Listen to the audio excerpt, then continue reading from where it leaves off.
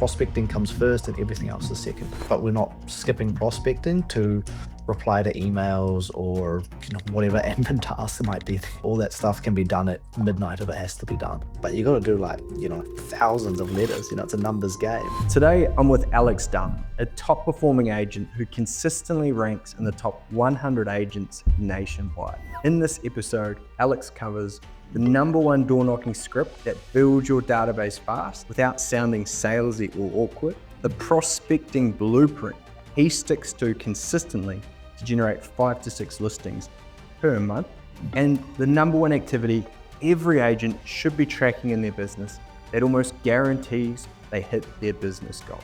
Now, let's dive in. My goal is getting 5 to 6 listings per month, and I know I'm going to do about 10 to 12 appraisals to get that. 800 text messages per month, 1,000 letters a week, probably like 80-90%. I usually say, look, I send a text message out once a month.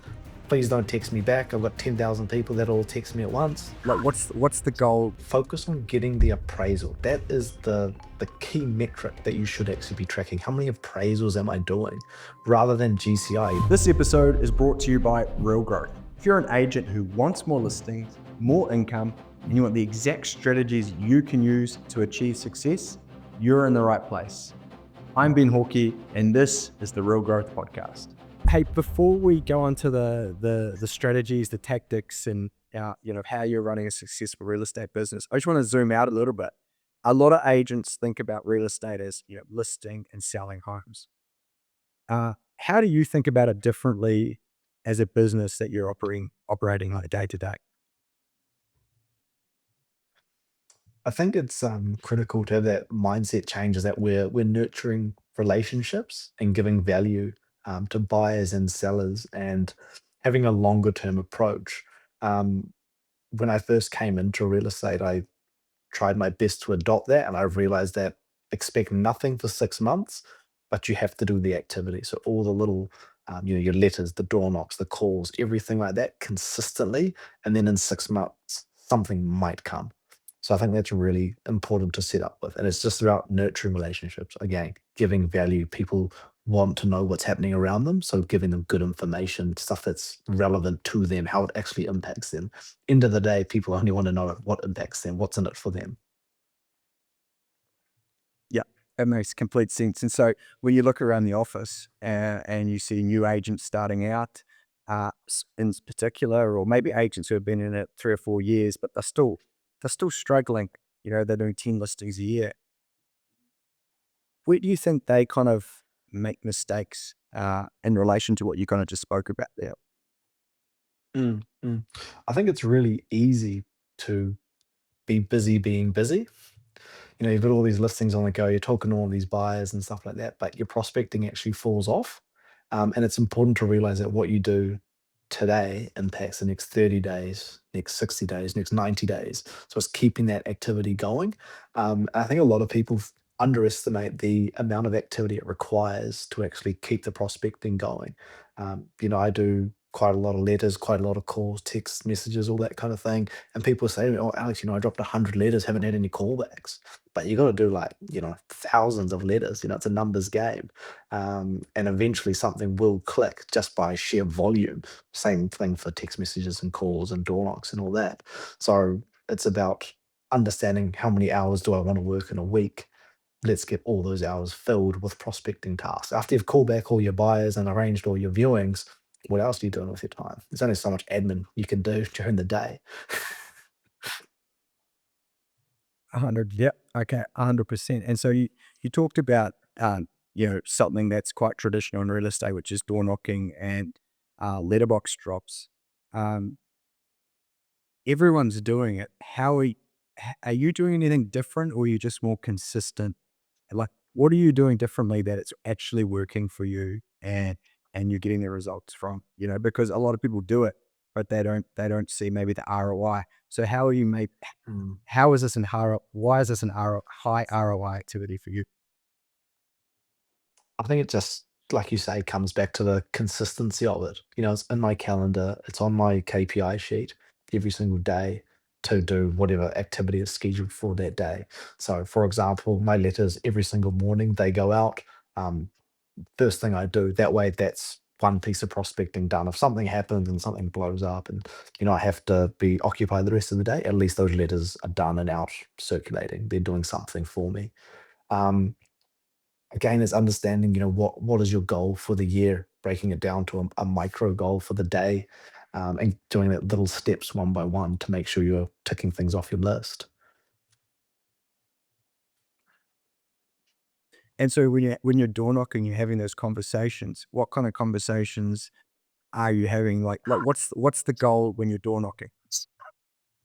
Yeah, absolutely. So, exactly like you say, door knocking for the relationship. And I think the easiest door knock you can do is if you've just listed something down the road. Hey, I've just listed 123 Smith Street. Just wanted to let you know, since you're a neighbor, the sale price will impact what's happening in the community.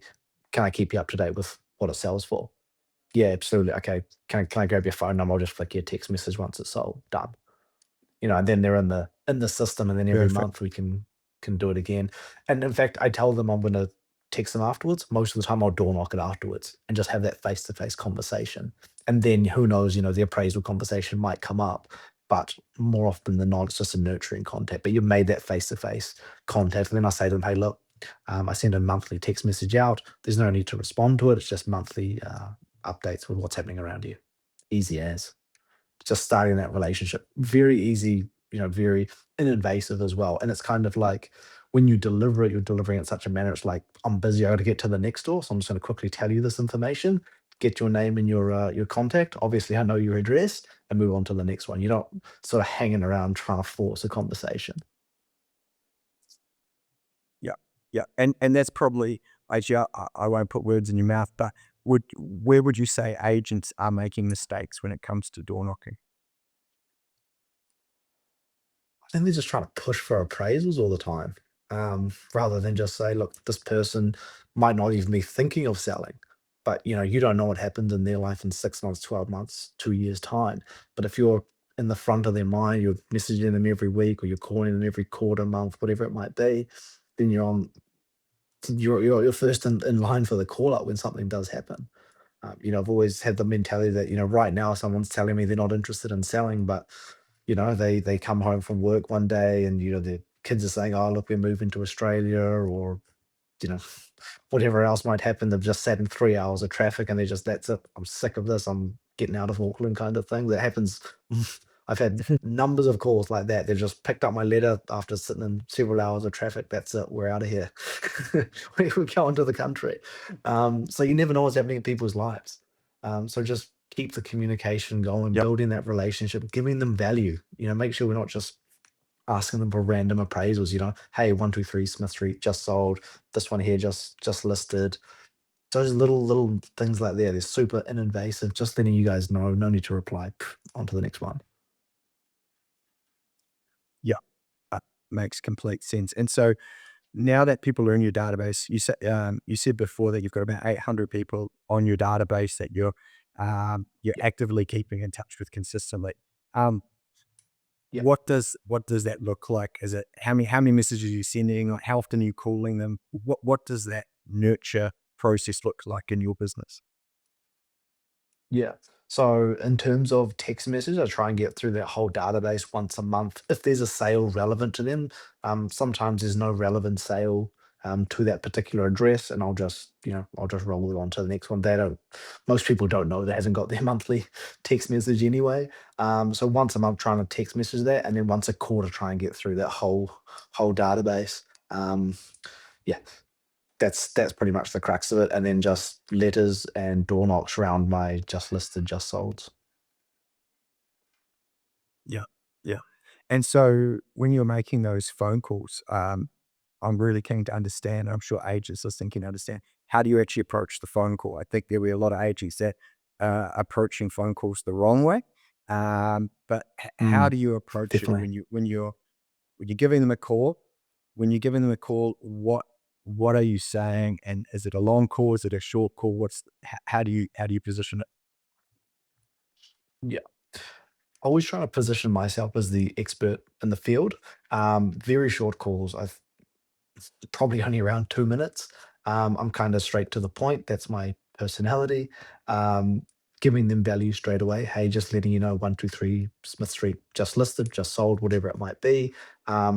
If it's going to auction, if it's my listing, inviting them through the auction. If there's something happening in the area that they want a community event, or if there was a particular piece of roadworks that's just been approved by council or something like that, just letting them know that information, and then just getting off the phone on to the next one.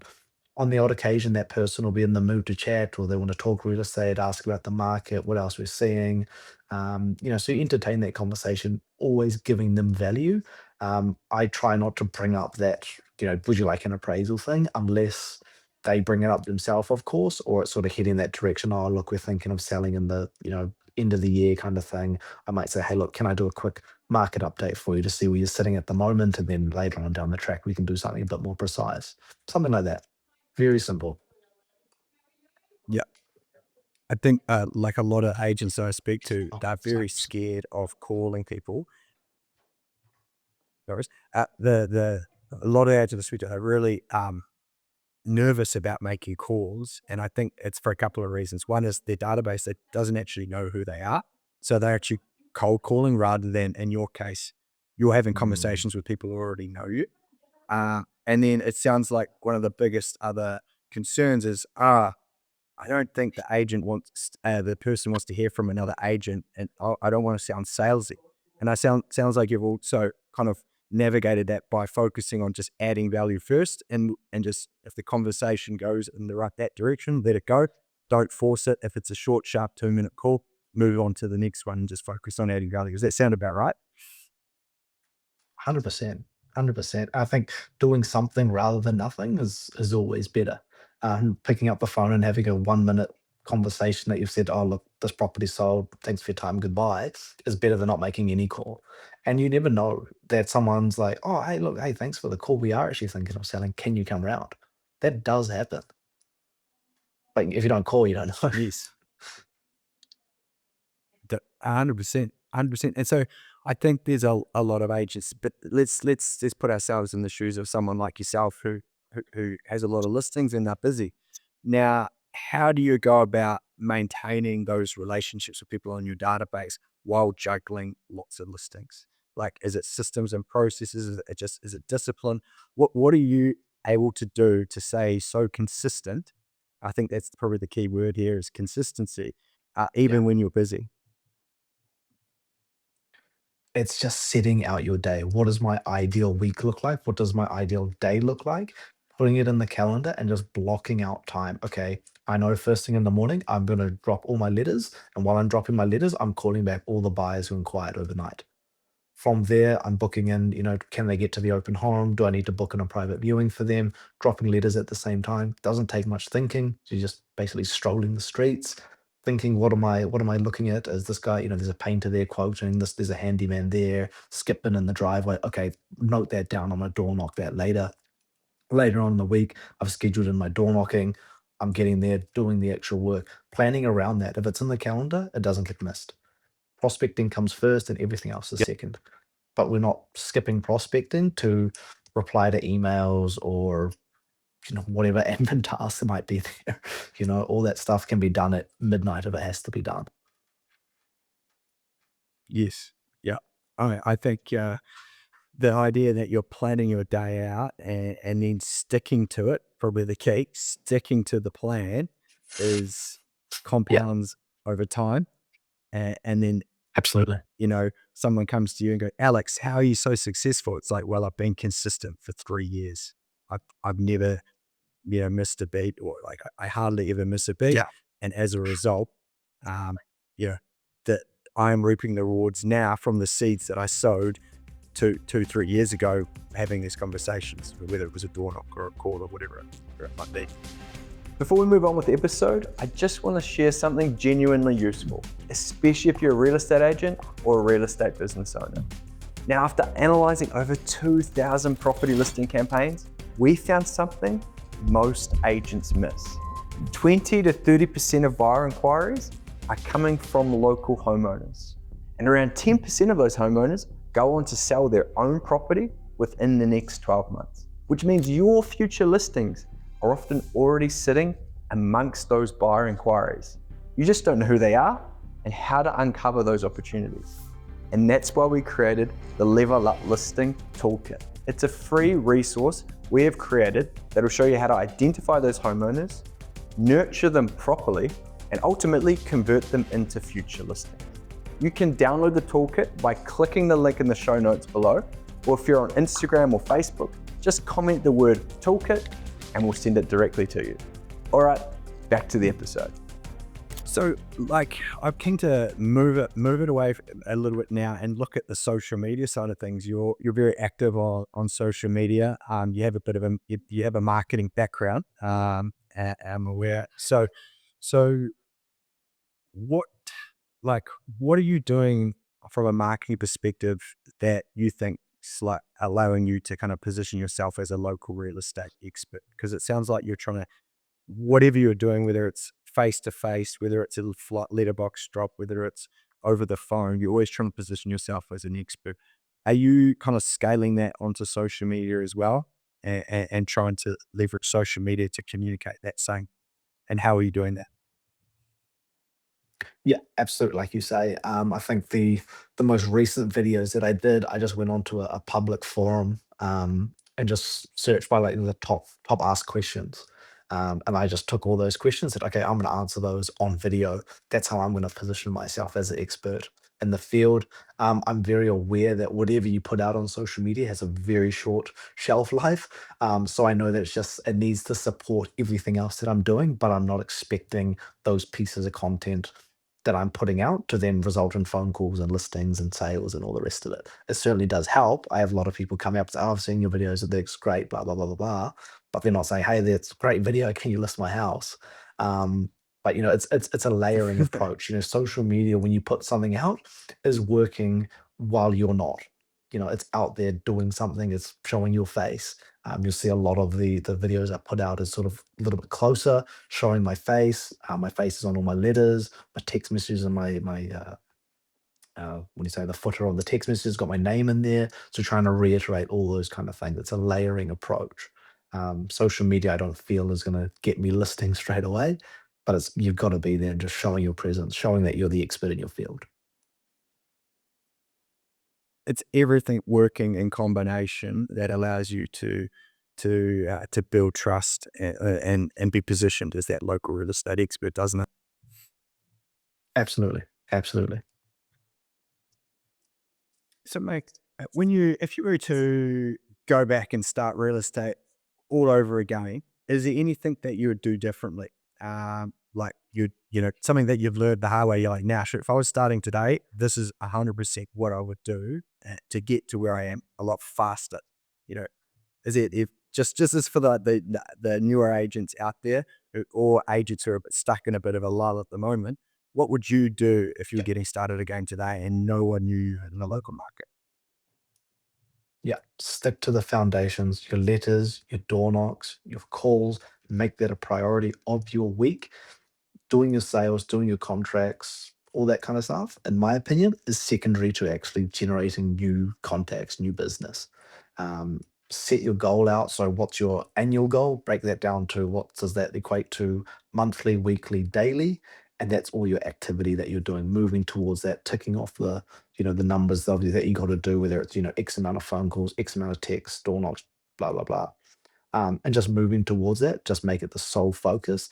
Listings will come, sales will come, but if you're not doing that consistently over time, um, then yeah, you're really going to struggle. And it's doing it at volume as well. Really breaking it down.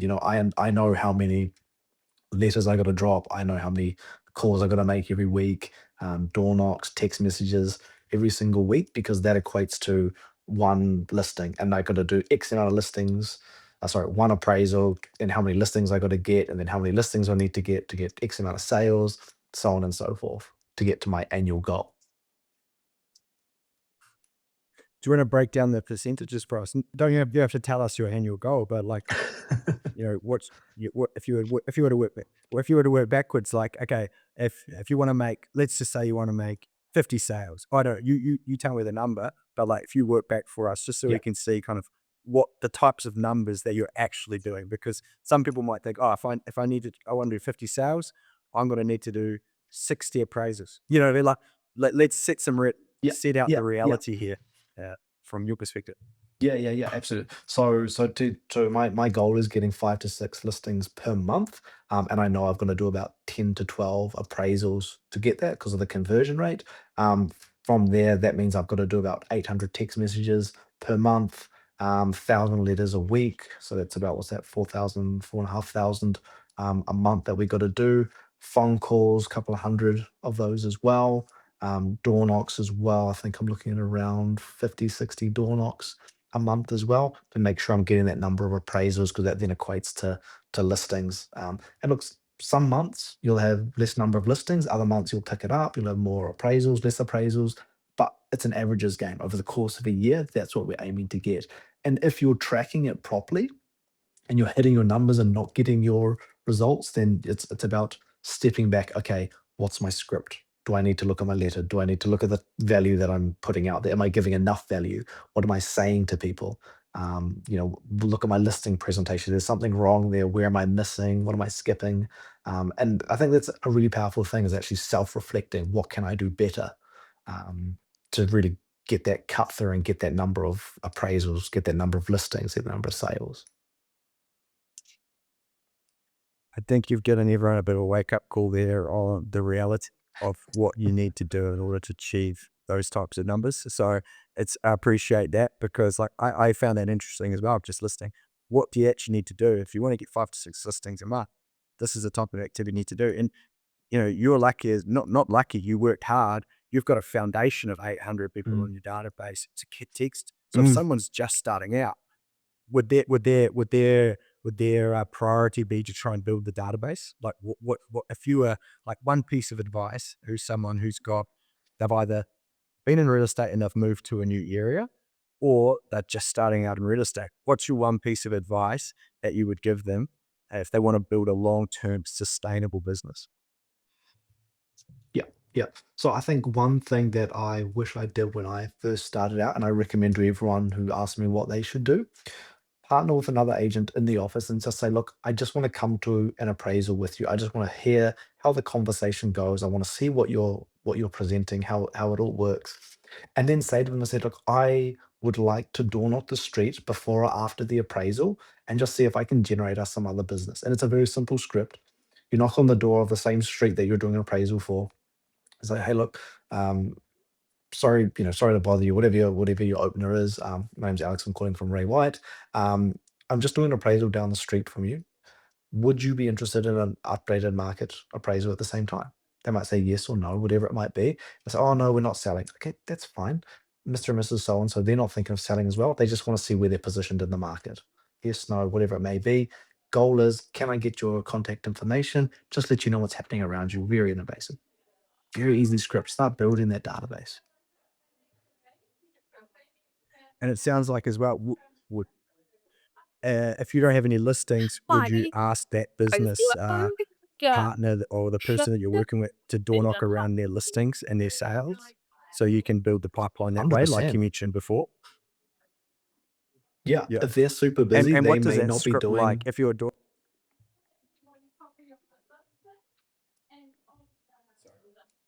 So in terms of script, I'd just be saying, hey, look, we've just listed, me and so have just listed 123 Smith Street. We've got an open home this Saturday at this time. Would love to invite you and get your opinion on value. In the meantime, can I keep you up to date with what it sells for? Yes, no. Can I go be contact done? And what do you think when you ask that question? Hey, would you like me to keep you up to date on what it sells for? What percentage would say, yeah, why not? And in your kind Most of experience. percentage. Probably like 80, 90%. I usually say, look, I send a text message out once a month. Please don't text me back. I've got 10,000 people that all text me at once. They don't know it's only 800 people that I'm text messaging. But they say, oh, yeah, sweet Yeah, as. He's going to give me value. I yeah, don't need yep, to text them back. He doesn't expect anything in return. Whatever. perfect. So basically, for every 10 door knocks, when you're door knocking around a listing, you're adding 8 to 9 people to your database, and you're starting that relationship off by adding value, and then every single month. They're hearing from you with that recent sale. Every, say, quarter, they're getting a phone call from you, adding value. And that sounds like the kind of the process if you're a new agent or even just an agent who's doing quite successful. That's what you do to build the pipeline, right? Build the database. Absolutely. Absolutely. Yeah. And it's not having paralysis around doing some activity. Calls, there's an appropriate time to call people and not. I find, sort of mid morning kind of time is good because people are in cars before they start the day. Afternoon calls, I don't have too much success. I think people are a little bit wound up from the day or, kids driving them crazy or trying to get kids in bed. However, text messages in the evening, I find very effective after 5 o'clock. Sending all the text messages, very easy for me to do in that time as well. Whether they reply or not, whether they reply at 10 p.m., doesn't matter to me. Yeah. Mate, I appreciate you jumping on and dropping some massive knowledge bombs. Like, I think you're giving everyone a bit of a breakdown on actually the reality of how to grow a business and just keeping it simple. It sounds like it's keeping it simple, being consistent, focusing on adding value, not trying to come across as salesy and push for the Mhm. business now, but focus on the long-term relationships down the line. And the business will come, whether it's in 6 months, 12 months, 3 years, opportunities will come. It's just about playing the long-term game. Is there anything else like you just want to, I guess, leave with the audience before we kind of wrap things up? Yeah, I think one thing that, when I was working with Emmy, if people don't know, I've worked with Emmy for many, many years. One thing we focused on very early that we figured out is focus on getting the appraisal. That is the key metric that you should actually be tracking. How many appraisals am I doing? Rather than GCI. If there's someone in your office writing $2, $3 million GCI, as a new agent, you're just trying to you know, battling to get appraisals. That's pretty unmotivating to be compared to that. But if you can actually get the same number of appraisals or more appraisals than them, that's going to hype you up a lot more. So just focus on getting appraisals, GCI and all that, that will come. But just get the number of appraisals done. That is the key metric. That's what I would say. Focus on that. Don't worry about anything else. Just get appraisals. Cool. KPI, getting appraisals. Mate, Alex, thanks for jumping on. That's I know it. you got to go. Appreciate your time today. And mate, we'll keep in touch. Appreciate it, mate. Thank you. Awesome. Before we finish, here are 2 simple actions you can take following today's episode. First, if you're a real estate agent focused on growing your real estate business and you'd just like some clear guidance on what marketing and prospecting systems you should be focusing on so you can list more properties, make more money, and ultimately build a sustainable long-term real estate business, simply click the link in the show notes and book a marketing roadmap call with either myself or the team. Or alternatively, if you're happy with the income you're making, please just hit the share button and share this episode with an agent in your office who might benefit from hearing it. Anyway, guys, thanks for listening. I appreciate your support, and I'll see you on the next episode.